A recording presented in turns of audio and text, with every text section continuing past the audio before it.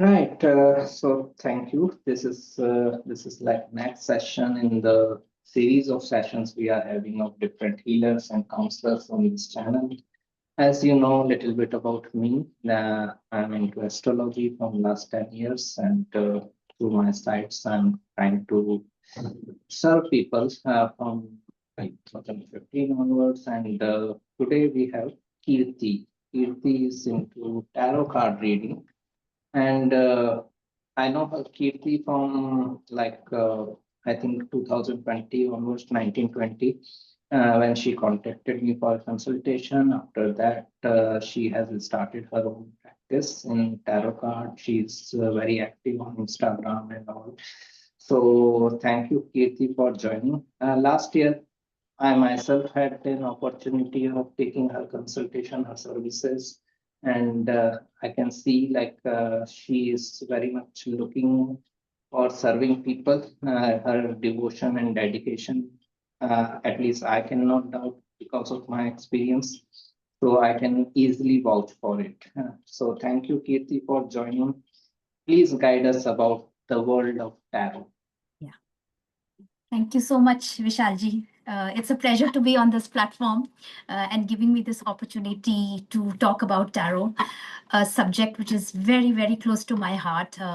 Not only is this my profession, but it's also uh, my passion. I live, eat, breathe, sleep tarot literally. And some of my friends who are online right now can vouch for it that I get up with a deck of cards next to me. It's like I live it completely. So thank you so much for having me here today.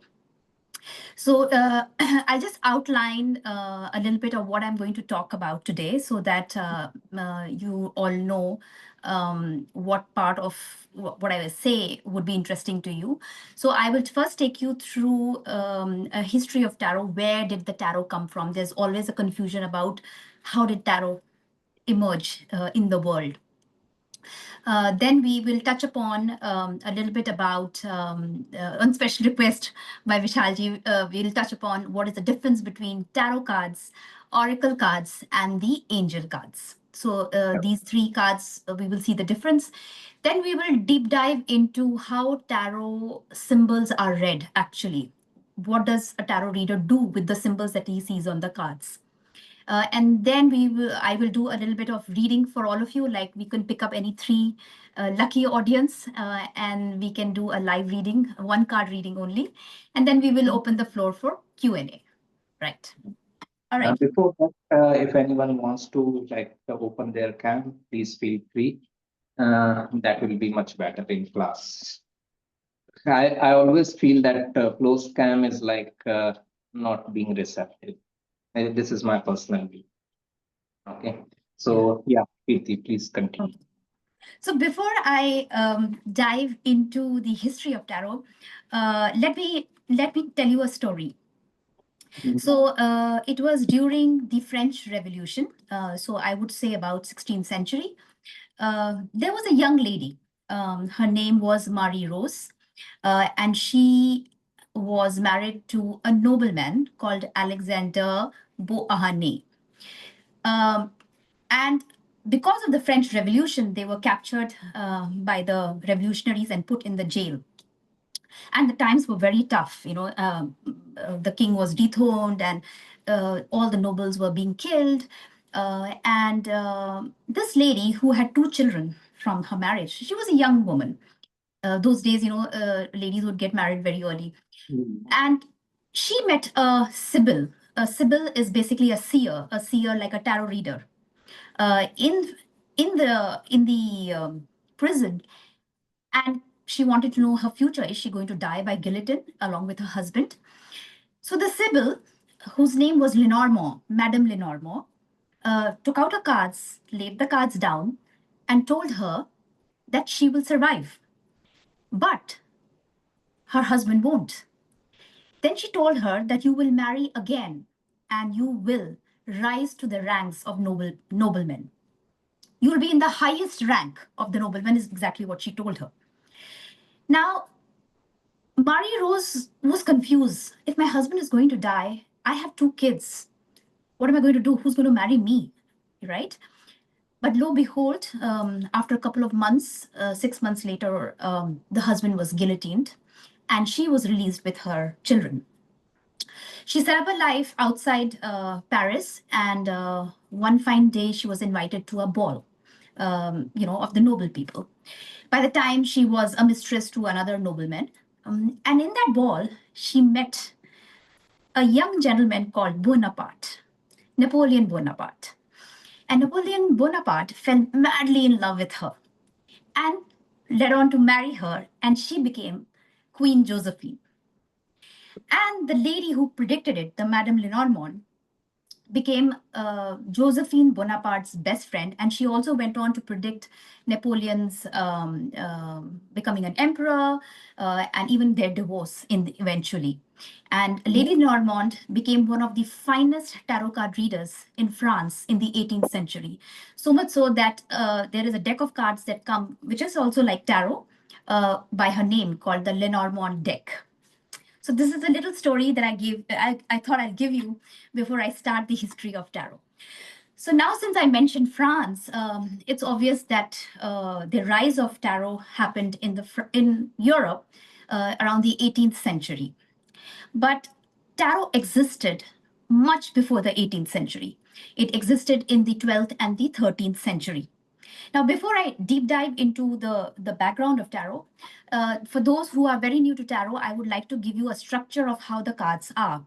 So this is a deck of tarot cards, and these are 78 cards. And these 78 cards are further divided into two sections. One is called the Major Arcana. Arcana stands for secret. And second is called the Minor Arcana, or the smaller secrets. Now, the major arcana are the archetypes, basically, the mother, the father, the phase of life that all human beings live. The minor arcana are further then divided into four suits, just like our playing cards. So we have diamonds, spades, right, in playing cards.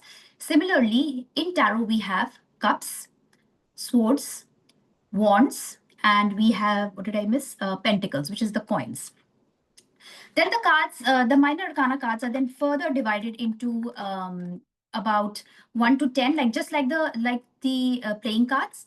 And they have the king, queen, and the knight, and also a page along with that, just the way the modern day playing cards are. In fact, the modern day playing cards come from tarot cards. We can deep dive that into later, maybe in a Q&A session. Okay, so as I was saying, tarot appeared in Europe in the 18th century. However, of course, tarot was never native of Europe. It was adapted. It was already existing in the 12th and the 13th century in Egypt. So what happened was tarot evolved out of a deck of cards called the Mamluk cards. Now, the name Mamluk comes from Egypt because the Egyptian army was called Mamluk army. So the soldiers of the Mamluk army would play these cards, and they were very similar in structure. They also had, swords, polo sticks, cups, and coins. Very similar structure. And the soldiers of the army, Egypt army, used to play this. And so it is believed that either the cards came through the soldiers if they invaded parts of Europe, and possibly through even the Mediterranean route where the trade used to take place, because especially with the Venetian merchants who would do the trading with the Islamic region. So it's believed that the tarot might have migrated from there. But interestingly, tarot didn't even originate there. Tarot we backtrack it, and it came from Mongols. Now, the Mongols they said they could have, the soldiers again were playing these cards, and they could have invaded Europe, and they fought a battle in Egypt. Of course, they never invaded Egypt, but of course, there was kind of a cultural exchange when you're fighting and you're being there for like hundreds of years. So it's possible that the cards, the game went to them, because Mamluk cards were never used for prediction. They were used for playing cards, like game. And so the soldiers would have entertained themselves, and that's how it passed on. And they say from Mongolia, it could have also been given to the, um, the nomads, especially the Romanian nomads who took it from one place to another. That is why the association of tarot with the, the nomads, saying that, the Romanian nomads would use it. Like the gypsies, what we call it, who dress up and, so it came through them. So interestingly, we can safely say that Mongols who are the ones who got the cards, because Mongolia is very close to China, and China was the first country who invented paper, and cards needed paper. So very much possible that the cards originated in China, or perhaps even India. Who knows? The Indus Valley civilization was very evolved at that time. And then it got passed on to Mongols. Mongols went to Egypt, Mamluks from Mamluks to Europe. So that's how the journey happened. And it's a long way from Asia to Europe that the cards came to. Okay. All right. So I'm going to look down a little bit because I've got my my notes over here. Okay, so the first mention of these playing cards. Now we are only talking about playing cards. We are still not saying that these cards were used for prediction or fortune telling. The first mention of these cards is mentioned in 1370 in Spain and Italy. Now, Italy became the center, more or less the center of evolution of these tarot cards, because a lot of royals started playing the game, Mamluk cards game, and then they issued new cards with new paintings which were more related to Christianity. So the images on the cards became more Christian rather than more Islamic. Earlier, it used to be more more symbolic, pictorial. There was some typography over there, because in Islam, images was not allowed. So they didn't have any images like we have today. In tarot, we have a woman and a man and, a child. But those days, it used to be only pictorial, in the sense, some symbols like wands. There will be some some typography, some words over there, but never images. So when it came to Italy, the Italian royalty wanted to please their cousins and the king and everything. So they commissioned new sort of cards. And they altered the game also a little bit with images. And this game started being called Carte da Trionfi. I hope I'm pronouncing it correctly, which basically means card of triumphs. Okay. And then by the time 1400s happened, another part of this deck started coming up, which later evolved into a major arcana. So initially there was only minor arcana, which is the four suits, just like we have in playing cards. And later in the 1400s, to impress the royalty, artists started doing another set of paintings which were added to these cards, which were called the major arcana, which is what I told you, which is the major events in life. Now this entire deck, along with the minor arcana, major arcana, was no longer called Mamluk. It started being called Tarocchi. Tarocchi, I think that's how Italians pronounce it, Tarocchi. And Tarocchi, again, was basically used for playing, for entertainment, like playing card game. Now, for centuries together, it remained a card game in Europe, and then somewhere it got lost. Okay. And then suddenly, in 18th century, it re-emerges because of some two French occultists. Basically, occultists are people who go deep dive and find these esoteric sort of tools for divination. Basically, divination is to ask the divine to give guidance. So that's what is known as divination. So they came up with these cards, and they started connecting these cards to fortune telling, to making predictions. They connected to astrology, they connected to Kabbalah, to alchemy, and it became a complete divination system. Okay. Now, and between all this, people were using, the gypsies were still using these cards to predict, and people started making predictions with these cards. And somewhere down the line, again, the cards got lost. And then again, it emerged in the 19th century with the secret societies in London. Now, these secret societies were, like Hermetic Order, like the Golden Dawn. Even Newton was part of that secret society. So the knowledge of tarot, Kabbalah, astrology was kept a secret in these secret societies. They wouldn't want normal people to, to be part of it, part of that knowledge. And somehow there was, and I mean, fortunately or unfortunately, only the elite also became the member of this the secret society. You had to be the elite of London to be part of it. And then somewhere two people said, no, we cannot keep this between us. We have to take it out to the public and help, and let the cards help people. So these two people were Mr. Waite, who invented the modern deck, which is called the Rider-Waite deck, and Aleister Crowley. Aleister Crowley more was like a rebel. He's known as the wickedest man in the world. And he was more of a rebel, and he said, no way am I going to keep this as a secret, and we will bring it out. And Rider-Waite, of course, Arthur Waite was, a businessman and opportunities. He said, you know what? I'm going to publish these cards, and this is going to be a total hit, and I'm going to make money out of it. So he engaged a lady called, I think her name is Pamela Coleman, and she started painting these cards, and that's how this deck, which is the world famous deck and even used till today. I mean, all of us use it. Like everybody, everybody uses this deck. Basic deck, Rider-Waite deck was invented, and that's how tarot came into the modern world. And then, of course, US Games, the biggest publishers in the US, who publish all these esoteric books on astrology, on tarot, bought the rights of this, and now it's published left, right, and center, and people use it all over the world. So that's the story of how tarot evolved. Now, you wanted to say something? Great.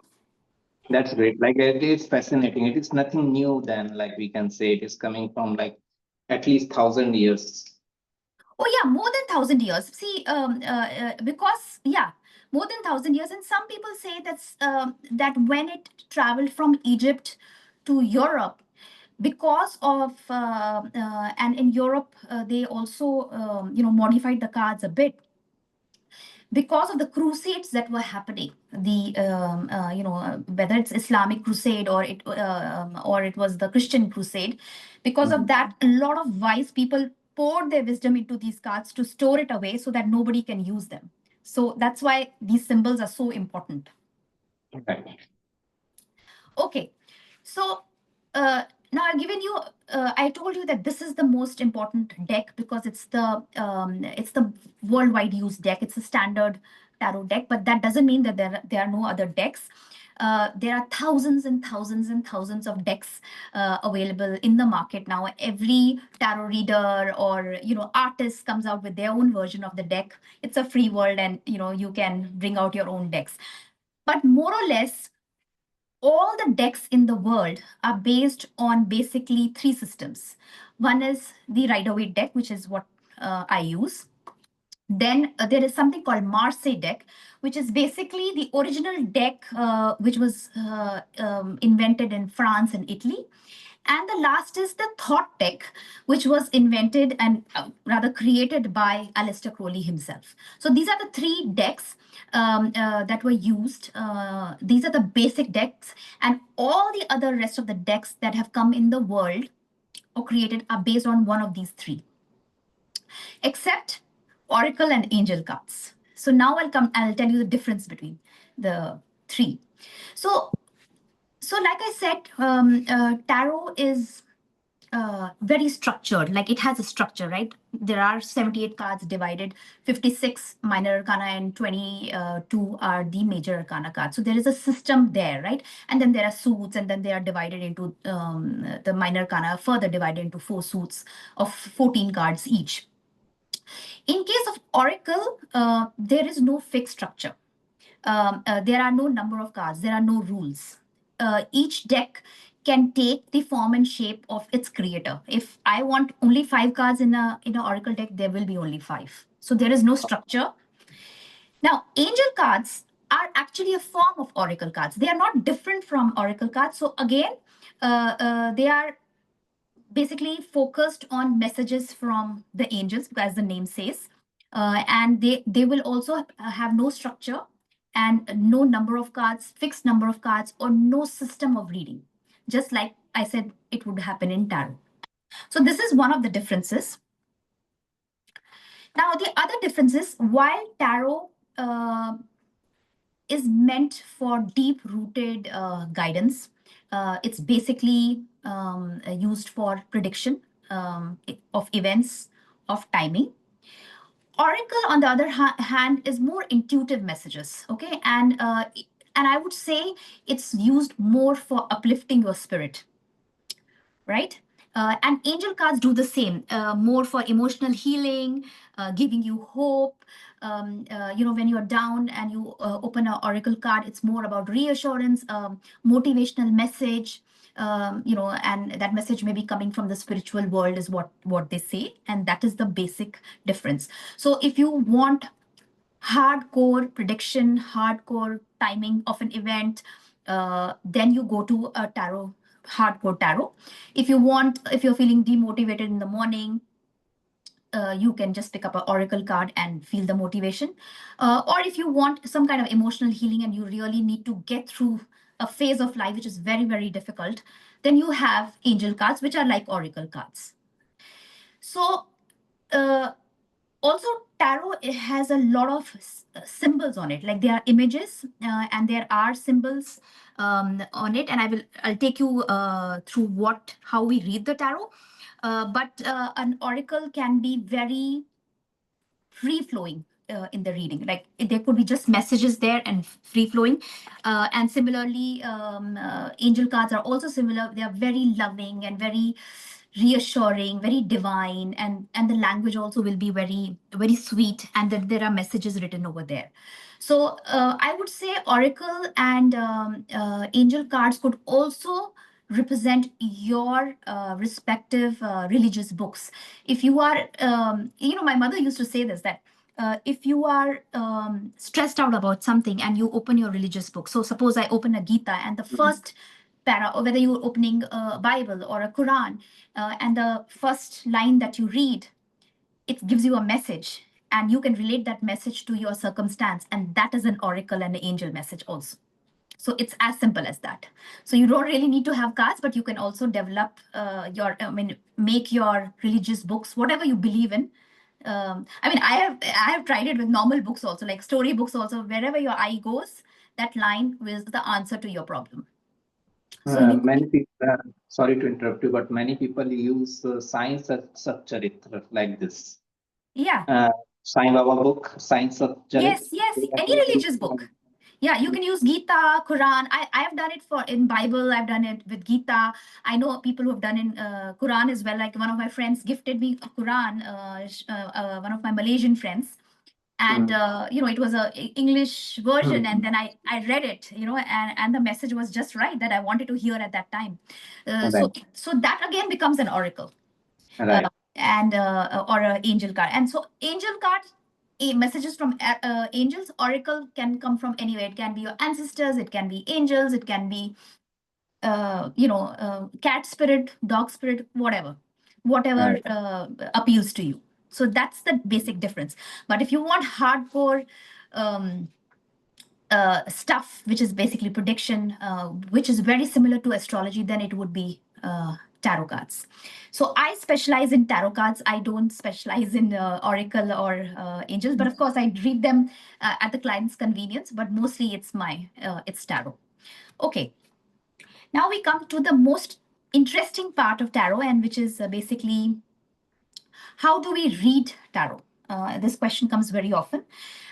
So tarot cards are read with a combination of things. It's just not about, it's just not about the images on the card. It is the meaning of the card, the image, of course, the symbols, the color, the number, all together will, and of course your intuition, all together you have to put it together to read the cards. So for example, if I have to read this card just by the meaning, and this is an emperor card, I can, if you can see it. So Right. so this card, just the meaning would be a father figure, a husband, somebody who is very established, somebody who's very stable, a warrior, he's wearing the soldier gear, somebody who's older. So these are all meanings of this card. Okay. Now, if I have to read with an imagery, like if there's an image and there's a question. So for example, if there's a question on career and I get a tower. Now, if I just look at the image, I know something bad is going to happen. Now, either something bad is going to happen, or there's going to be lightning strike, which means something suddenly, because you can see a lightning striking. So now I'm looking at the images. Then I'm seeing two people fall out. Maybe there is a job accident. Maybe I work in a factory and there is an accident at work, right? Or maybe there's a layoff because people are falling out of the. And if this is representing the company, then it is falling out. Same thing we can use for love as well. Now, similar to the imagery, we have symbols now. And I'm going to show you the dreaded death card for the symbol, because this is the worldwide known symbol. And we all know that a skull is always represented by death, and also the color black, it's representing black. So we could, if we get this card somewhere, we could just predict something with just the skull part of it. We know it's death, ending, beginning, right? Now, I also said that you could do a prediction just by the color of the cards or the number. So for this, I'm using the 8 of Wands. This is from the suit of Wands. Now, if you see, all wand cards, including this one, is red in color. So what does red represent? Red represents passion and fury, strength, initiative, action, which is all related to Mars, basically. Mars. Yeah, Mars. So we have all this, and the card is number 8. So in the number system, 8 comes really in the end. So for example, if you say, how's my job going to be, and I get this card, I'm going to say, because you can see the wands coming your way, I'll say maybe some news is coming your way very soon, because the wands are going fast, red, fury. And maybe it's about a travel, because you can see the wands moving in the air. Could be that, a Right. movement, some kind of movement. So you see how we use meanings, imagery, symbol, and colors together to make a prediction. Okay, I'll give you another example. Now, the fun fact is that tarot is not just read with one card. One card is also good enough, like for a quick reading, which I will do today. But tarot is often read in combinations, right? Yes. So because you were asking me, Vishalji, that how do you know that one card could mean this? Because one card could have many meanings, Right. and relevant to the question, right? And fun fact is that there are, just with 2 cards, there are 3003 tarot combinations. So 3003 meanings of cards. So for example, if I have a card, a combination, say we have a Wheel of Fortune and we have Emperor. I'm giving you a very simple example so everybody can understand. So wheel is what? Basically something going around, a wheel. So what goes around comes around. And then we have the man. So the simplest reason can be a man who is traveling, because it's a wheel. The car. So man who's traveling. Now another set of meaning could be a man who's returning from the past. So you see the wheel is moving, right? What goes around comes around. Or we could simply say a lucky man, because the card is called Wheel of Fortune. It's a luck card. And this is the man here.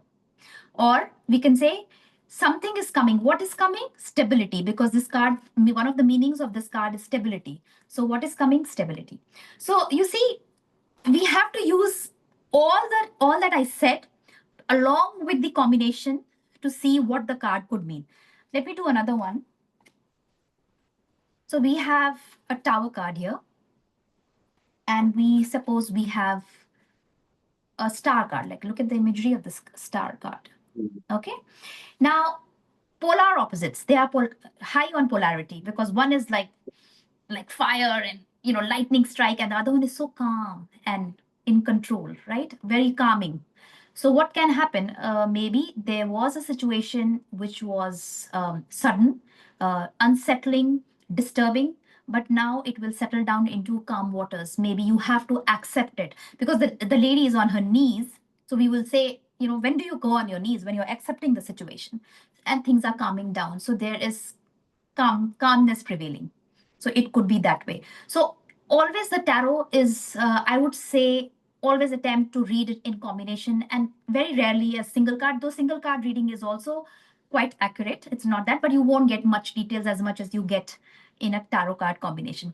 Now, tarot is read in two combinations, yes, but there can be 4, there can be 5, there can be 10. Like I do readings for clients with 21 cards.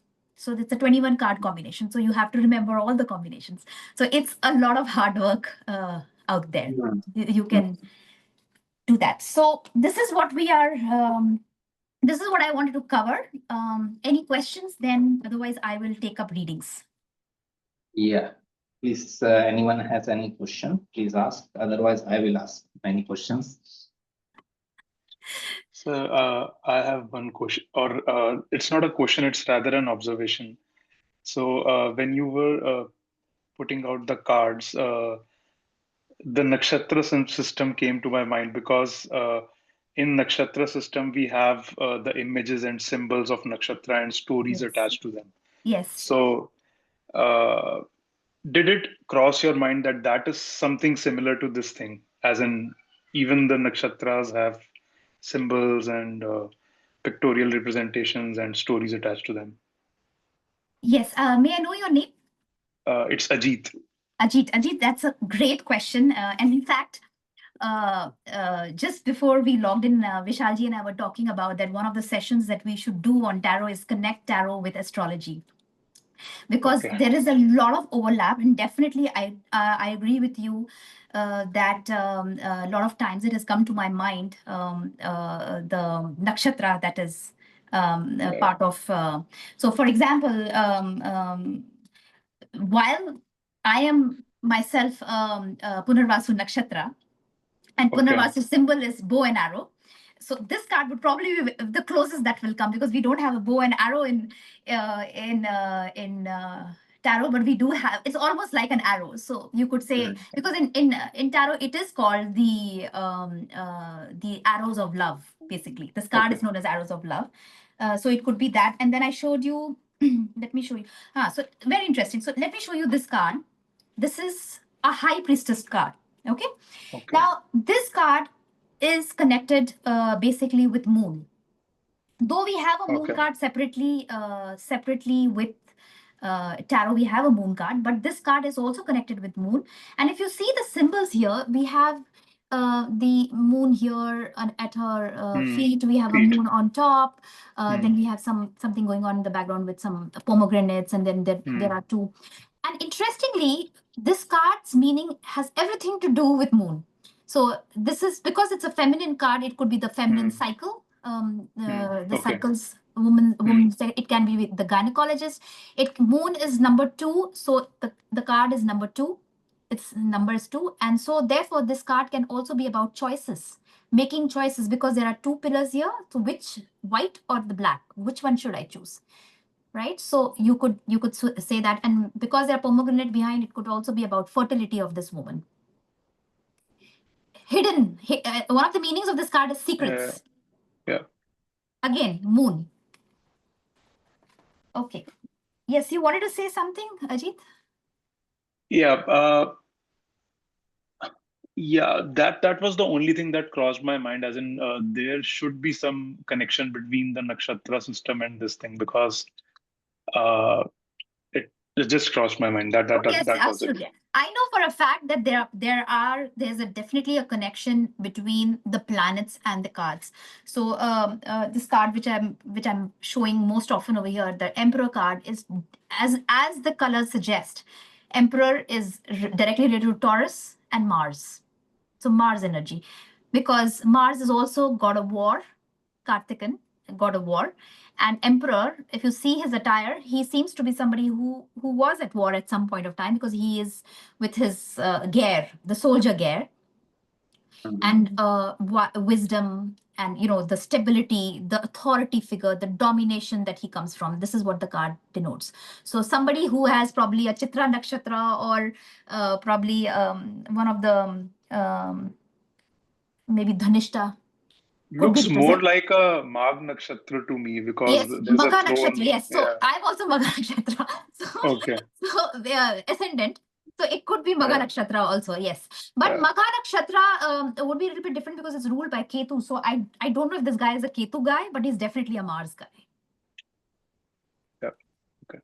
We have to deep dive into this. I mean, it's a very nice topic to discuss on, and we will definitely need Vishalji's help also to figure out which card is which nakshatra, and then how it will help us is that when you are asking about a person, especially the love interest, we could easily look at what kind of characteristics that person has related to that nakshatra. There is one more question. So, in tarot reading, is there something that you do prior to taking a session? As in, is there a preparation or some sort of some sort of special preparation that you do before taking a session? Because uh, or do you just randomly pick the cards, or just I want to know the science behind it. As in, is there something that you guys do, or is it Okay, just random? so um, a lot of tarot readers practice a ritual. I think you're asking about a ritual that we do, Yeah. like lighting a lamp, and the Okay. candle, and then the agarbatti, and Okay. whatever they need to do. So Yeah. a lot of tarot readers have that ritual, and basically the ritual was made just like when before you open an examination paper, you pray to God, like, let me focus, and then you open to examination, you write. In the similar manner, there is a ritual for every individual differently. So in my own practice, honestly, I don't do anything. I just sit there and I make sure that I'm focusing on the client's question. And in my mind, the only thing that is running is I have to do the best for them. I need to come out with the best answer, the most accurate answer for them. So for me, sitting on my chair and with my laptop itself is a ritual for me. That's how my readings start. And when I close the laptop, that's it. My reading is done. But different people have different rituals, and those rituals also have a story behind it. Like when the candle is lit, then the reading starts. When the candle is switched off, the reading stops, so that the client knows that the reading is over. So different people follow different rituals depending on their sensibility. I don't follow anything as such, except that my way of focusing is just sitting on the chair and table and doing. But definitely, I mean, if it floats your boat, go ahead and follow a ritual on it. Okay. Understood. That was helpful. Thanks. Harshal, you wanted to ask something? Then Ananya. Yeah, hello, ma'am. That was a really good session. Thank I you. had a couple of questions actually. Okay. One is first, very interestingly, I read in one of Napoleon Bonaparte's biographies that a similar story where he was told by a guy in a war camp that reading tarot cards, that he's going to be emperor Mhm. and that he will fall as well. Like he will reach the highest of highs and then drop to the lowest of lows, Hmm. both in one lifetime. Yeah. So my question is that, and now that you also corroborated the story that even Josephine had a friend who was into it, Yeah. I'm like, couldn't that have been prevented? Like, couldn't they have seen what is coming? Yes. So basically, you're asking whether it is destined or it is a choice that you can make. Yeah, Isn't that what the question is? yeah. It's a very good question. What's your name? Harshal. Harshal. Yeah, Harshal. Very, very good question. Okay. So uh, Human destiny can be divided into two, and what I'm saying is not what my version is. It is even written in the religious books, right? And even since I am a Hindu, I would quote Gita, that part of your life is the choice you make, and part of your life is destined, right? Sometimes because we have a certain destiny, the choices we make also go that way, right? So of course it could have been prevented. I'm sure the tarot readers, because in those days a king would have many astrologers, many tarot readers. In fact, there will be a whole department of astrology and tarot that will be that would be running in the kingdom. And there are 101 examples. I was just watching some series where Ottoman Empire had a department of astrology where he wanted to attack a certain a certain tribe, and the astrologers told him, don't do it now because the time is not favorable and you will lose. So he had to wait, I think, 5-6 years. When his time came, then he attacked and he won the war. Now, you could say they advised him correctly, but it also was his destiny to win it. So the destiny played a very big part. So maybe you could say that it was Napoleon's destiny to rise and fall, and so his choices, even if the advice would have been given to him, his choices would have been such that the destiny took him that way. In a way, we can say that was his prarabdha. Yes, you could say that. Yes, Yeah. absolutely. Another two questions, if you don't mind. Sorry, please continue.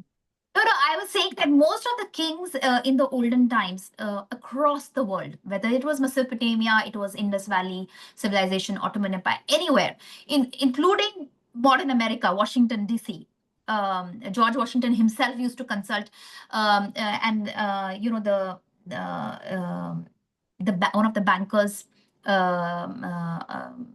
also the Jewish bankers in the US also used to consult, and they all had good advisors, but I'm sure they made mistakes in spite of the advice, and because that was the destiny they were supposed to live. And I guess reading is also not 100% always accurate. So even we can be wrong in trying to interpret. Yeah. Uh, Possibly. another two questions I had is how do you decide what sort of spread to use? Like you mentioned that sometimes you use a 21 card spread. Like in what context would you need 21 cards? So, 21 card spread is used when I need to look at, say, a period of 10 months. So the spread is in such a way that it shows me every quarter or every 6 months. So the cards are distributed in a certain way. Now, how do I choose a spread is more of an experience and practice, each to their own.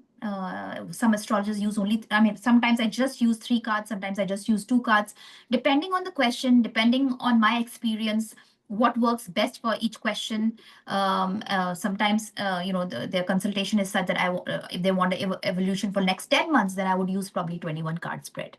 So totally depends on the question and a tarot reader's personal experience on what spread works for what. Correct. Fair enough. So it's mutable. It's up to us. There's no hard and fast rules. Yeah. Fair enough.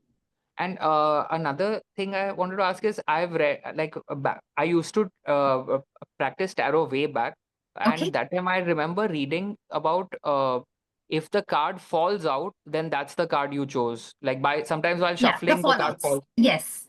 That's It's not about choosing, but it's a significant card. Even when you shuffle the deck and the last card that comes up also okay. is relevant to that question. So when you're shuffling and something falls out, that could be giving you some information. And sometimes the last card also tells you, the last card, the first card, the middle card, any card that you pick up will tell you the answer. There can Not be a maybe clue the entire anywhere. answer, but maybe a part of the answer. Fair enough. And what is your view on the upside down thing? Some people say you can use it upside down. Some people say it should always be right side up. Okay, so I'll have to explain this a little bit because there are many people who do not know tarot here. Okay, so tarot cards are usually read. So if I have to read the cards, I could read them like this. So if you see, the images are straight up, and some tarot readers read the images down. So we mix the cards. So some images will come down like that, and some will be upright. So these are called upright and they are called the reverse. Okay. So personally, I don't read reverse because 78 cards are enough to figure out what's going on in somebody's life. So I don't complicate things and I read uprights only. But yeah, depends on your teacher, which teacher you're going to, and if the teacher has that modality of reading the cards reverse, go ahead and read them reverse if that helps you. Whatever helps you. There's no hard and fast rule. Sometimes I don't even use the entire deck. I only use 22 cards, the major arcana, to predict. You can use the deck the way you want it. There is no hard and fast rule there that you have to use the whole deck or only reverse or only upright. You can use the way you play with it, whatever floats your boat. Fair enough. So I guess it's more about trying to the cards are a tool for us to reach our own intuition. Correct. That's right. That's Interesting. correct. Yes. And one last question, if you don't mind. I've probably not even seen the cards in 8 years. They're lying around in some house I somewhere. think it's time to find them. I'm inspired now to pick them up again. Can I Very still good. take them up after so Of many years I've course. not touched them? Yes, of Because course, anytime. I remember the friend who got me into it. She used to tell me that you have to wrap them up in velvet and you have to take care of them, put them in My cards are just lying around everywhere. I have cards in every bag. I'll have it in my car. I will have it next to my bed. Like I said, there is no hard and fast rule. The rituals is human made. You can do personal. what you want with it. Those days, Fair enough. actually, the I'll tell you why it came that you need to wrap the cards in the velvet cloth and keep it the way they keep it and don't touch it and don't let anybody touch it. It came because earlier paper used to be so expensive and rare commodity that if you were not careful with your cards, you would lose one card and then the whole deck goes waste. The cards get damaged. Where are you going to buy a new deck? People were not as rich. I mean, even till today, the deck of cards, except for this Rider Waite, which is some $1,000, every other deck is very expensive. As expensive as 35,000 rupees per deck. Like if they are handmade decks. So those olden days, what used to happen is people didn't have money to buy tarot deck, so they would keep it very carefully. That's why the grandmothers passed it on.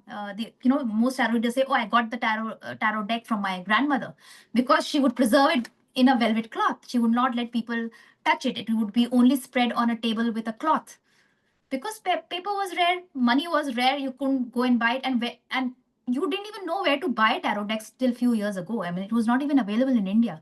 People would get it from US, right? Because US or London was printing it. India was not printing it. So where would people get it in Europe? They'll have to go all the way to the city and find some lucky person will find one deck and bring it. So you have to be very careful. And that's how the ritual started. Now we can order on Amazon if you want. Super. Thank you so much for your time, ma'am. Thank you. Yeah, Ananya, you wanted to ask something? Hi, first of all, I really loved this session, and especially the part Thank where you. you explained how tarot evolved into what it is today. And I actually wanted to know your views on yes, no tarot card readings, because a lot of times when I feel anxious about something, I usually I just pull out cards, and sometimes it says yes, sometimes it would say no, and I don't know. Sometimes these readings work, sometimes they just do not, and I am super confused. Do tarot readings, like the yes no ones, do they work or do they not work? Okay, so Ananya, very insightful question. So I am like you. I struggled with yes and no for a long time, but tarot is meant to answer your questions, so you should be able to get your answer of a yes and no with tarot. Now, when you ask a question like a yes and no, and say, suppose, okay, I'll give you an interesting reading. Okay, an interesting incident, and I think that should explain. Let me just. I think the cards were okay. So just a minute. Okay, here. So many years ago, in I think it was 2017, when Trump became the first time president of United States. I remember I was reading tarot at the Taj, Bangalore, and this Scottish gentleman came to me and said, if you are that good, why don't you tell me whether Hillary Clinton is going to win or Trump is going to win? So it's a more or less a yes and no question. Is Trump going to win? Yes or no? Or is Hillary going to win? And I remember the cards very well because that gentleman became a very good friend of mine, and he's friends even with me today. And for Hillary Clinton, I got the Hermit. Okay. And for Trump, I got the Nine of Cups. Now, many tarot readers will tell you that when a major arcana card comes, that means it's more powerful. So it's a yes, straight away yes. And if you and this is a minor arcana card, and it's a it's not even a pentacle. It's a emotional card, right, sitting there.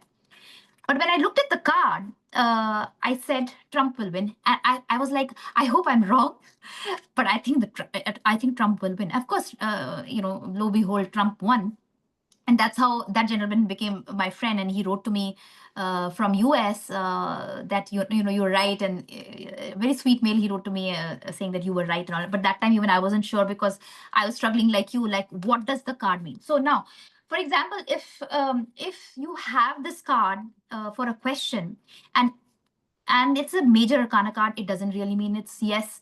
So the way to read this card is basically the image. You have to connect the image with the answer, and that should give you a yes or no. Just saying, oh, it's a cup card, it's a yes because it's a nice card. No, not necessary. You have to connect it to the situation. So for that, again, you have to be well versed with tarot. It's just not about taking out one card and saying yes or no. Death card has come, so it is a no. Not necessary. Death card could also mean transformation. Death card could mean big change is coming, which you are not aware, which will lead to a positive answer. So definitely you can look at a yes and no question. And I love doing yes and no question because they are also very challenging.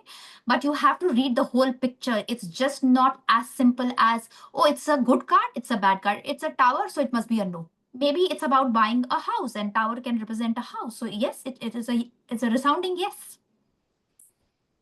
Does that answer your question? Yeah, And but then like I would also want to know that what is it that I am doing wrong? Like I know I do this a lot that I will pull out five cards for the same question. But like how do I get my readings right? Like if I'm trying to don't pull out figure. so many cards. Don't pull out so many cards. The more you pull Okay. out, the more confused you get. You got to have patience. When you ask a question, yes and no, and you get one card, you you form your opinion about that card. You sit on it. You don't go picking up the next card because you can't understand this one, because the cards will confuse. Cards also play with you. They have a mind of their own. They will really play with you. So sit with one card and look at it, and try to figure out. Look at the imagery. Look at the number. Look at the color. How is it connecting to your question? And then decide what the answer is. The best way to practice is keep doing it, and you will figure out. But there is no straight card saying yes or no. It is a myth. And most tarot readers tell you this on YouTube, on channels that, oh, just look at the card and it's a no, it's not. That's not how it works. You'll never get an accurate answer with that. You have to read the card, and you have to connect that card to the situation. That's why it requires a little bit of experience and practice. It's not as simple as yes or no. Thank you. That was really insightful. Next time you take out a card and you sit on it, have some patience, keep looking at the cards, and wait for the event to happen, and you will know exactly what the card was trying to tell you. And then you will learn the pattern, how to read the yes and no. I will. I will definitely try it. Thank you. Welcome. Any other question someone wants to ask? Right. So, like Kirti, I just like tell what I understood so far. First of all, it is liberal society. Anyone can create their own deck. If I have Yes. like enough experience, I have enough like confidence within me, I can create my own deck. You can create your own deck. I think Alisa Sharp created her own deck. There is a Osho tarot deck also. Yes, Osho has I love the Osho tarot deck. Yeah, it's very nice. right. Yes. Osho has talked about it, tarot and all the other divination tools and all. This is nothing. Just to cut you off. One day I was with my friend and we didn't have a tarot deck. So what we did is we wrote on paper. We just wrote 22 names, 22 arcana cards on paper, and we picked up the paper and got the answers. Right. And you can create a deck like that, as simple as that. And then like second thing, the prediction part depends on lots of things. Okay. First of all, the question of the person. Okay. Then the cards you have got. One card will, as you said, like two cards can have like 3,000 plus meanings.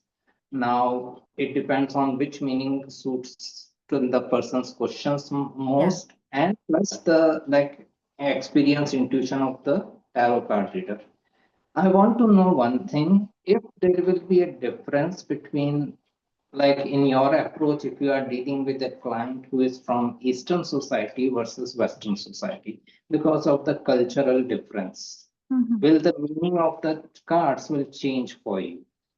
Because Very my good question. Yeah. because our approach for let's take the example of relationship or marriage. The Eastern approach is completely different than Western approach. How you will like make a difference, if you will make a difference? Okay. So the beauty of tarot cards, whoever put these symbols in, whoever the ancestors were who got this, is that this is cross-cultural, cross-generational.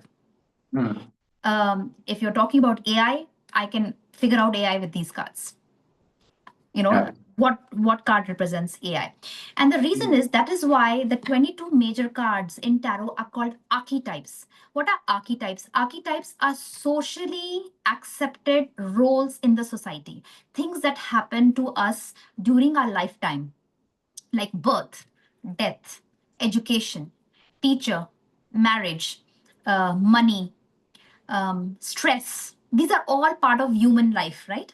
There is a 22 steps to human life, when since the time the child is conceived till the time the body leaves the spirit leaves the body.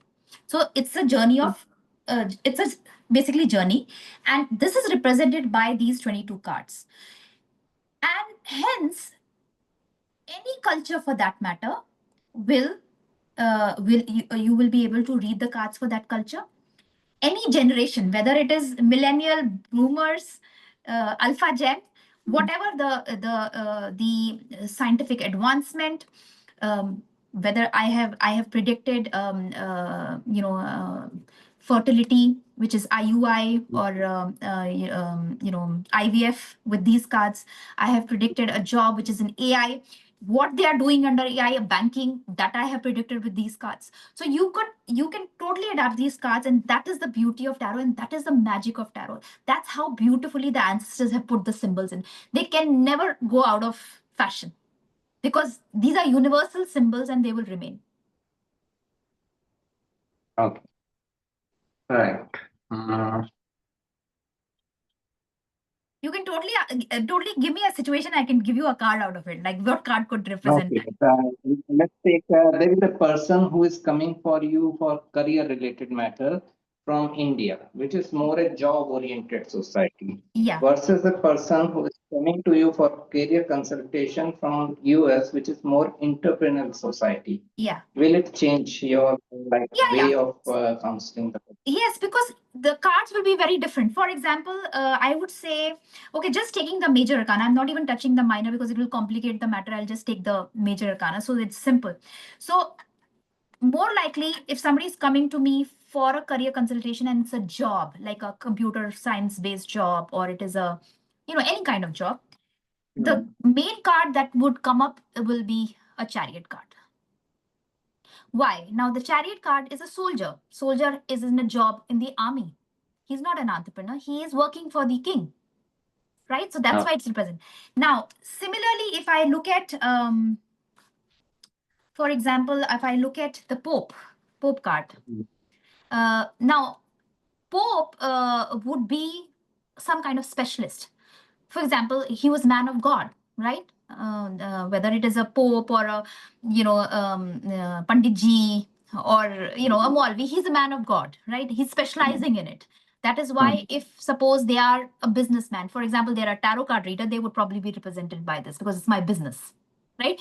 However, I will not know if it's, I know he's a specialist, but maybe I need to see, say, a star card next to it for me to say they're an astrologer or a tarot reader, because star would be reading the stars.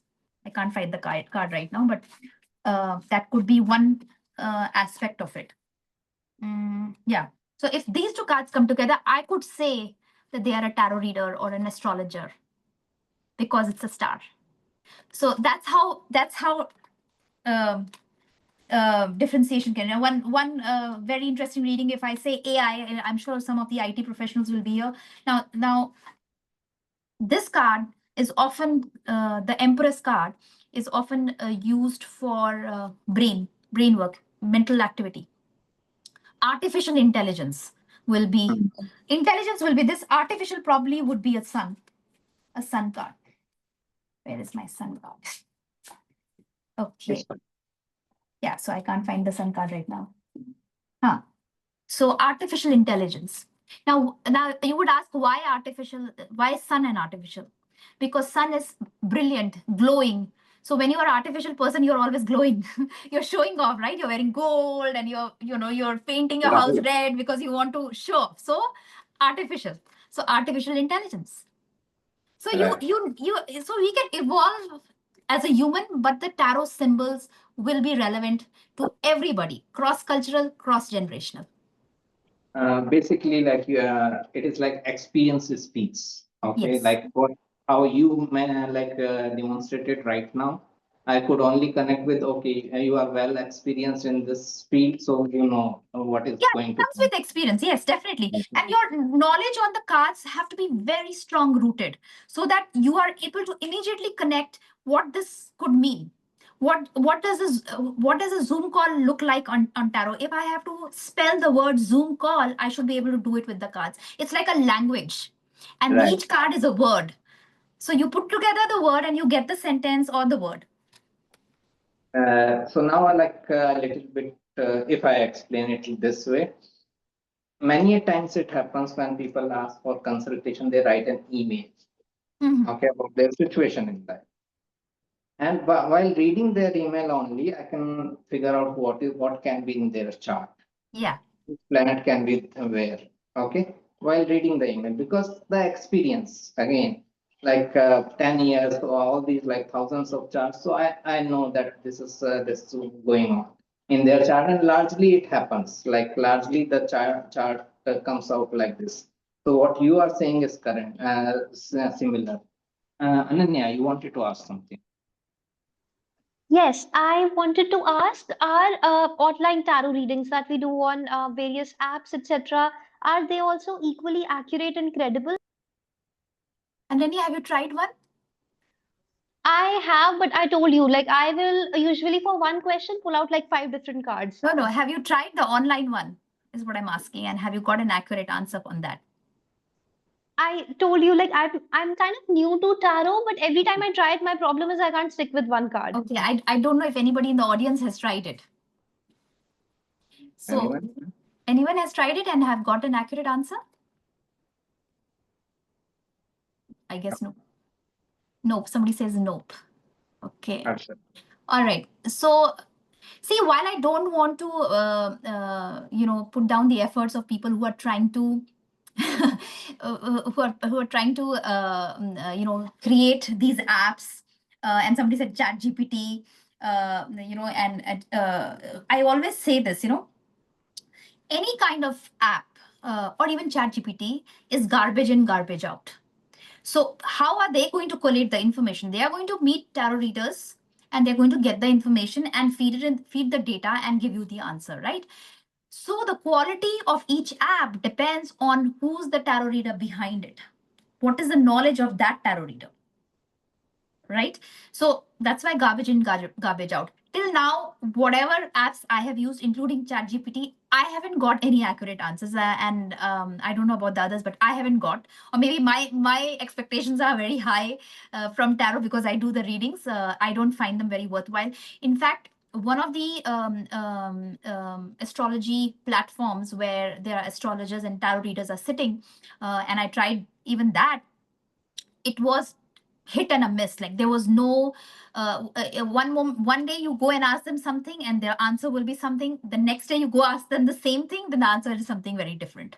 And I understand why it is like that, because they are under so much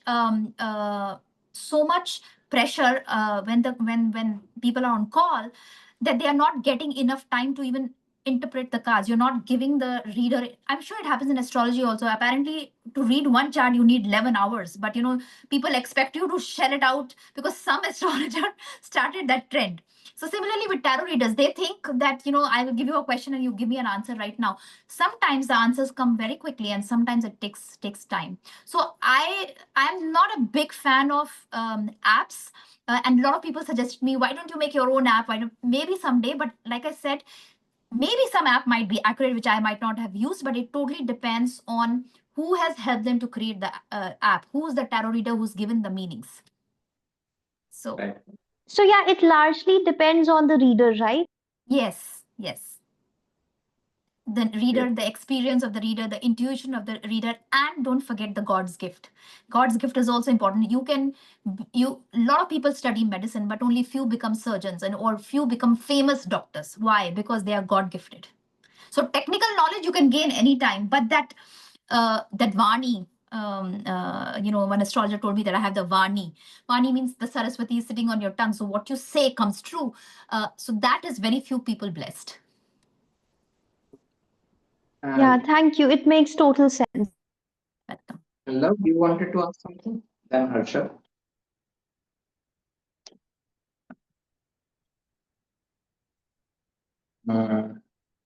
Love sent a message. Just a second, I will read it. Then we will continue.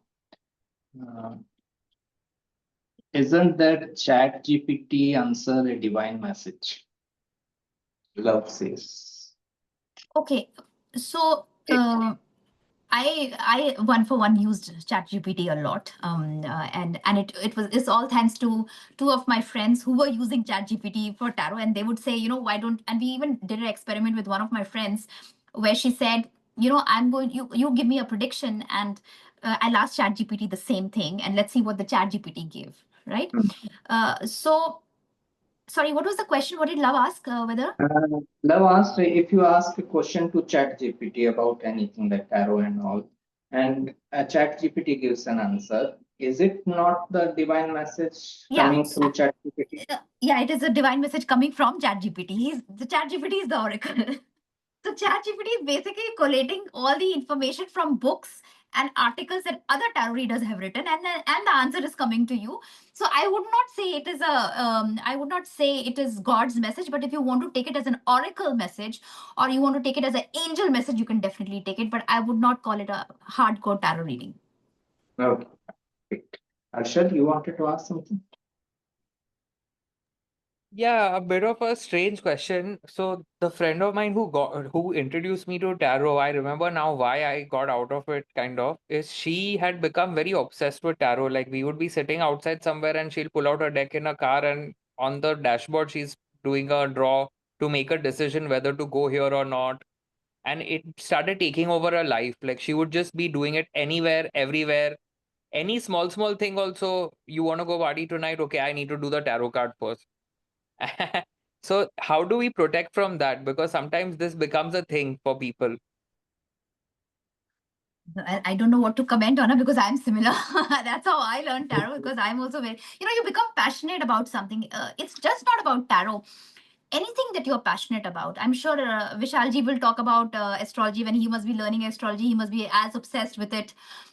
Or you might be doing something like somebody's learning cooking, or when we used to learn chemistry, we would come back with the formula like salt is sodium. You would say that at home. So I think in a way it is healthy to be that passionate about a subject as long as you're learning it.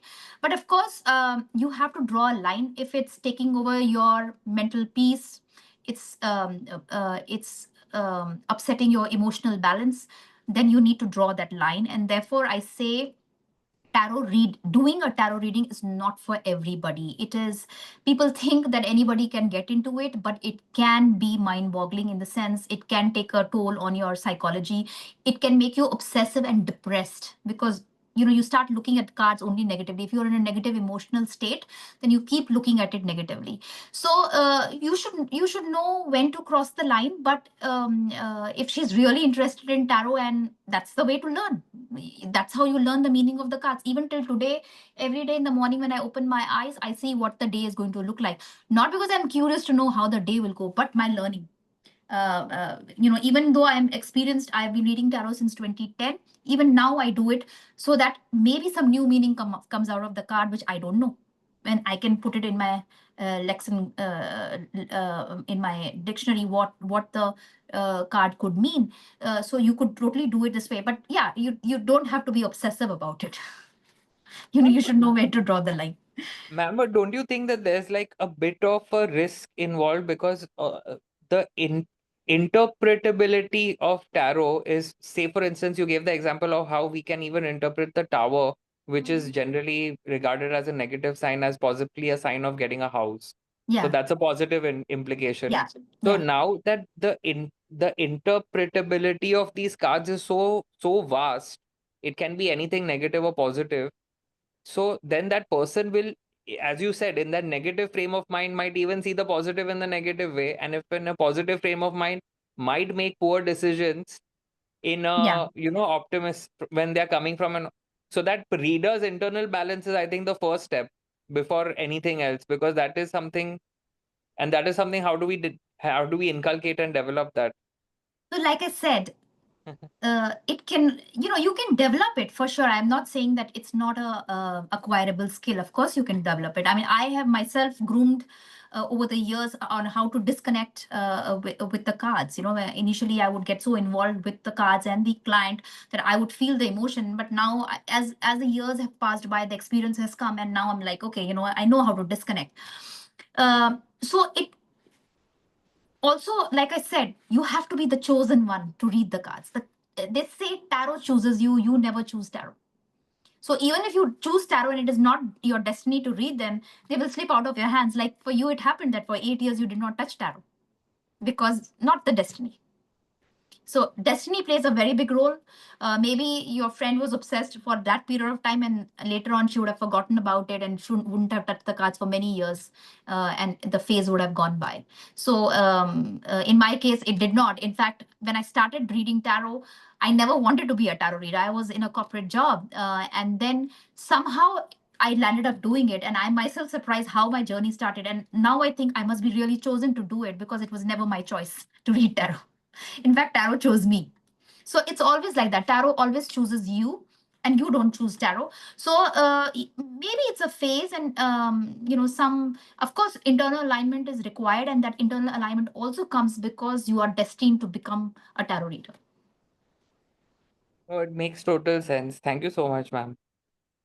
If I just like give an example of like how we can approach this situation, what Harshad was asking, I do experiments astrologically. Okay, so there is a way I can find a muhurat or auspicious time to go and buy a mobile, or I can go and buy a mobile and then see what was the time.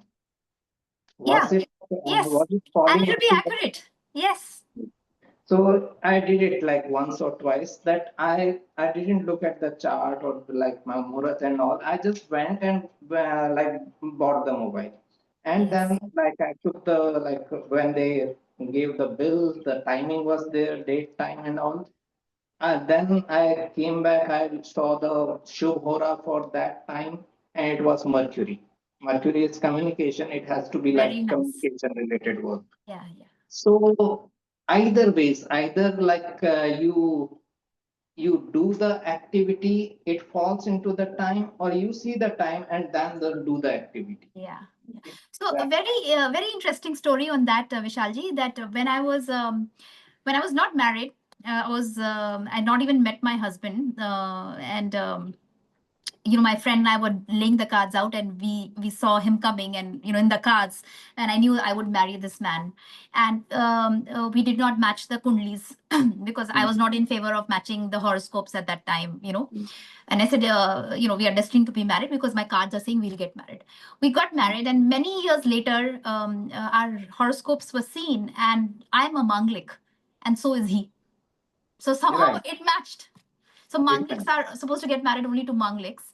Otherwise, the marriages don't last, or something like that.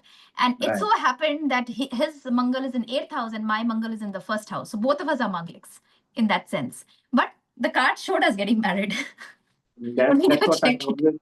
always say in relationship related sessions, that X person is bound to meet with an accident, Y person is committing an accident. They Yeah. are supposed to meet. Yeah.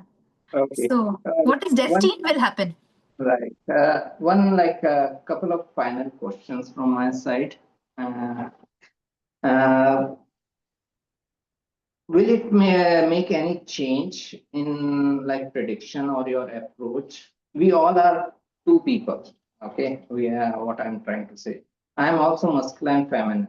Okay. Like I can be more masculine by nature, more or less feminine by nature. Someone can be more feminine by nature, less masculine by nature. If a guy comes and he's, let's say he's more feminine, Mhm. and you see like that Mars related card, action oriented card, okay, will it make a difference whether he will use that Mars energy in a feminine way, that is in defending someone, or in a, like masculine way in like attacking someone? Okay. So so I'll answer this question in two parts. So when you know, a more effeminate person comes to me, a man who's more effeminate, or for example, a transgender person comes to me, Right. you know, each tarot reader has their own modality, right? Methodology of reading the cards. So for me, if he's a biological male, then he's represented by the Emperor card. If he's a biological female, she is a biological female, she'll be represented by the Empress. Okay. Now, now the how they're using the energy will totally depend on the question. Okay. So, for example, if it's more effeminate man and he's asking me about his career, and Emperor card has come. So, for example, if he's asking me, what should I do to you know, make my career more stable, then maybe be more demanding, but subtly, because he's the emperor, or go to help to your boss, because emperor could be the boss, or it could be that you know, stay firm in your decisions, or decide or make a decision, don't be in between, because it's also a card of stability, right? So depending on the question, the card will answer. That's the rule. Whether you are feminine, transgender, whatever you may be, the card will answer as per your question. But when you're reading it and you are representing somebody, like I want to see if this person is representing in the cards, then like I said, biological male or biological female. Okay, great. Okay, any other question anyone wants If to not, ask? then I will take 3 quick readings. Yes, I had one more question. Okay, I am sorry. I think I'm asking too many questions. it's all right. And But then I love talking about tarot. It's fine. yeah, Good. it's just like I've actually been very unsure about tarot, but I don't know, something about you that I just really loved your energy. So Thank you my so much. question was, I have actually a tarot card lying next, tarot deck lying next to me, and I asked a question, and so so I wanted it to be in yes or no context, and the card says Eight of Pentacles. So like you said, you have to look at the card as well. So Eight of Pentacles is basically, I think, things taking time to build up, right? So it depends on the question. You'll have to give me the question, then I can help you. Okay, so question was that basically I've figured out the path that I want to walk on and but like I'm super, like I still have like 10, 20 things in my mind that I know the path, but I have to walk on it, but the path is very confusing. So my question was basically that whatever it is that I am thinking about, if I explore these things, will I ultimately get myself to something that is meant to be that is meant for me or not? So like currently really confused, but the question was that I know that I need to try a couple of things, and if I try them out, will I ultimately get somewhere that I'm actually meant? Can you show, I'm trying to find the Eight of Pentacles. Can you show that card to the audience so that I can then help interpret it? Let me see if I can find it. You can, I'm going to have to you can find assist it. me. Yeah, I I don't can. know. It's not a Rider-Waite tarot deck. Okay. Hold So on. now see, that also depends on what deck you're using, because each deck will have their own symbols. Like I said, it's a liberal world. People do their own decks. So it totally depends on the deck as well, because the symbols are on the deck and it'll give you an answer. But I'll give you a Rider-Waite answer. Right. And if you had asked me the same question, saying that what should I do, so basically what this card is showing you is, look at the card and you see a man working very hard on something and he's recreating it again and again, right? So this card, so the card, what is, so if you are asking of a particular skill that I should do, then the answer is yes. And what it's telling you is that pick up one skill and focus on it and develop it, do it repeatedly, and you will excel in it. Ananya? Yeah, that makes sense. Right? So basically, you don't have to be a scatterbrain with too many things. Focus on one thing, whatever you were asking about. Once you focus on it, keep on doing it repeatedly. Basically, this card is also about training. So you keep training yourself, you keep doing it repeatedly, and you build your skill, just like any skill in the world. I am like very passionate about psychology, and I had made my mind that I am going to. So first, I was super confused. Should I really get a master's in psychology, or should it be something else? And then I made up my mind. Yeah, it is going to be in psychology. So the answer is yes, you should go ahead and Yeah. do it. And it's telling you to do a training program.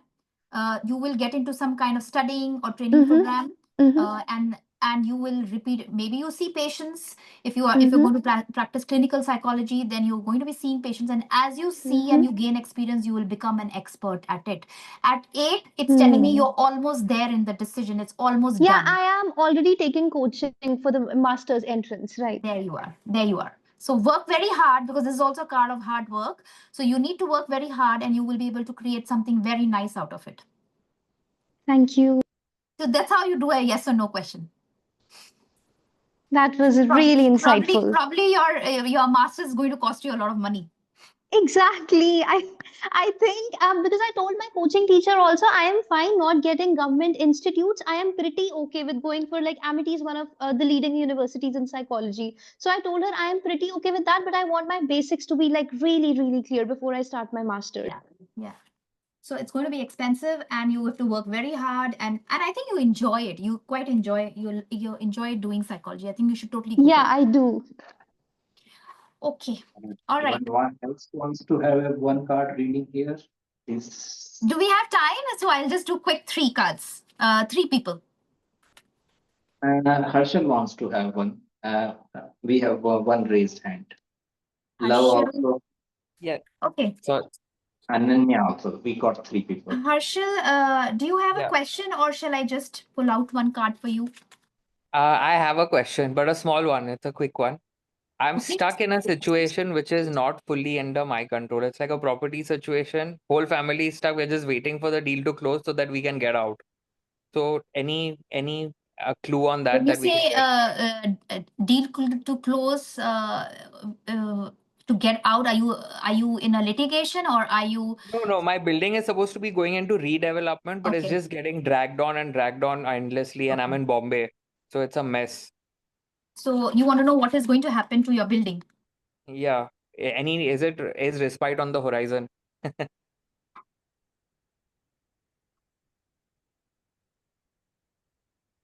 It's a waiting period. You have to wait, but you're going to get some news from some authority figure about it. Maybe I guess they have bidders, right? The builder will bid for it, right? And then they get the bid, and that's how they reconstruct the BBMP, whatever the BBMP equivalent. We have BBMP in Bangalore, and Bombay must be having something else. So definitely there is a waiting period. It's a long waiting period. So the respite is not coming anytime soon. And I think you guys are very anxious because there's a lot of no information zone. Like you don't have no clue what is going to happen. It's just shrouded in secrecy is what I would say. Yeah. But an authority figure will send you some message. Some message will come on it, and maybe there are the courts, the bidders will quote, and something will work out. But I think you just need to, this is a card of patience, you need to be completely patient right The now. authority figure will be a friend or a foe? No, authority figure is what I meant is by the municipal, who are going to reconstruct. So some message will come from them. An authority figure is that. Does the house belong to your grandmother or your mother? No, my granddad. Granddad, okay. An older person, is it? Okay. So you just wait. Right now, you can't do anything because, firstly, there is no information available to you guys. Yeah. You have no idea what's happening. And so the mystery is killing you, and you're wondering what is the fate. So I don't think the reconstruction is anytime soon. I think it will be a while. Fair enough. Thank you so much, ma'am. And that's scarily accurate. Okay. Okay. Ananya, Next. love, you can type your question by then. You can. Yeah, no, I just wanted a random card, like whatever it is Okay. that universe wants Give to. me a number, Ananya. Give me a number between 1 to 22. 23. Between 1 to 22. Between 1 to 22. 19. Ananya, are you married? No, I am 23. I'm not married. Oh, you're just 23 years old. Okay, hold on a second. So 19 is a very good card. Either there is a new relationship in the horizon, or you're already in one, which is giving you a very fulfilling energy. Also, it could be a visit from a friend or a family get together or a school fraternity get together that might be happening very soon. Basically, time around family, friends, or a relationship might be coming up for you. Also, there can be some purchase of gold, clothes in the next few days, some luxury item. Thank you. Right, love. We'll do one more. The final one. Hi, yours. Are you? And Are you? love is there. And love wants to ask something. Okay, love, go ahead. You hear me fine? Sorry? Hello? Yes. Do you hear me? Okay. Yeah. I'm in a situation right now, that is not in my control. Sorry, and you're not very clear, love. Say that again. Give me 1 second, please. I'll just take my earphones on.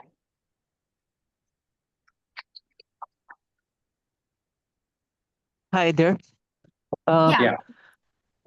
So no, I'm in a situation right now that is not in, fully in my control. Mhm. I've done the best I could, right? Now only a miracle could happen, and things could turn out in my favor, right? So I'm not sure where I'm heading. 4 months from now, right? Okay. So just a general reading on, like where am I heading here, right? So Okay. I'd not like to discuss what the situation is, Yeah. but Okay. yeah, just an idea So there. can you at least give me the area of life where the situation is happening, whether it's career, it's relationship? Because I'll tell you.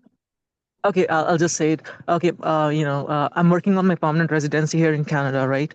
Okay. My visa is expiring next year in 4 months. Oh dear. So, Okay. I'm just like working on that. I'm not sure if things will work out. Right now the world has turned anti-immigrant somehow. Okay. And I'm guessing you're not in a job, so you don't have a sponsorship No, of the visa. No, I work, but jobs like they don't sponsor the visa. So I you're have in a a job. job which doesn't sponsor, a company which doesn't sponsor visa. Yeah, that's right. Okay. All right. Let's see.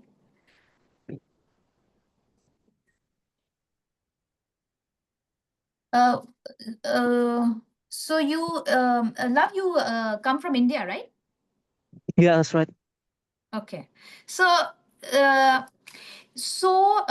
what the card is showing is, of course, it's a very stressful situation for you. I can definitely see that. And I think there is going to be a momentary setback on this. Either the visa is going to be delayed, or you may have to return for some time and then go back again. Because at this point of time, I don't think visa issuing visa is going to be feasible for you. However, it's not the end of the world. It's only a temporary situation, and I have a feeling that when you come back, you will go back again. Okay. Well, thank you. I know it's Great. not encouraging, but at least I mean, it's the positive side of it is that it is not a bad card. It is just a kind of a step back and then step back, step front. That's how it is. Yeah. No, I got it. Thank you very much. Thank you. Thanks, Kirti, for all the information you have shared. You have guided us on tarot. It's been a pleasure. Ma'am, sorry to interrupt. By any chance, could you tell me the name of the card that came up for me? I forgot. Harshal here. Okay, so it was the tower card. Thank you so much. So tower is not a no, okay? It's just a setback. If it would have been a death card, I would have said no way you're going to get. But tower is restructuring, reorganization. So which means that either you come back and you reapply for the visa, or you will have to find an alternative route. My guess is that you will come back and then you will reapply and go back. Ma'am, not for the visa thing. The first, for the house thing, for the Harshal, for the first Okay. guy. Oh yeah, sorry. Oh yeah. Okay, for you it was sorry, Harshal. For you it was the High Priestess. High Priestess. Okay, perfect. Thank you so So much, High ma'am. Priestess is all about documentation. So that's why I said the quote would come from the bidders. So that it is a while. It is not so soon. And also since it's a High Priestess, so you have to have patience. Thank you so much. Perfect. Okay, thank you. Thanks, Kirti, for this session, amazing session. And Thank you. as we discussed, in future, we can have further sessions where we can try to see the connections between astrology and tarot. Okay. Yes. So I'm looking ahead for those sessions. Thanks a lot. Thank you so much. Lovely having you. Thank you. Thank you. Thank you so much. Thank you. Love the session.